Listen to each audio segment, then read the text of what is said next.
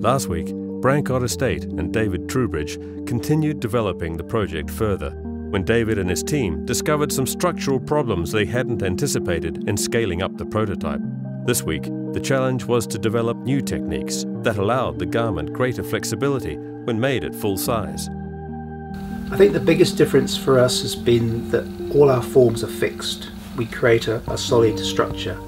This form is not. It folds, it opens, and it encloses, and it's got movement in it, and that movement has to reflect the body.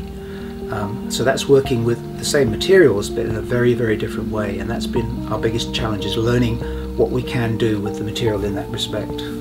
We've conventionally clipped all our bamboo pieces together with mechanical clips of one form or another. We had this idea of elastic and popping, changing shape with elastic in cells, which worked beautifully as a small one, but when we put them together into the whole form, they all started to pull out of shape and didn't work. So now we're sewing, we're stitching the joints. So this is a whole new technique which we've never used before, and it's lovely. I really like to see it happening, and I'm sure we'll use it again. I think what's good about it is the way in which it kind of makes the link between our normal bamboo structures and now what we're doing is effectively a garment. So we're referencing fabric and stitching with our wooden materials, but we're referencing the way in which you normally make garments out of fabric. Environmental sustainability is really important to us, and this bamboo plywood we're using is a pretty good material in that respect.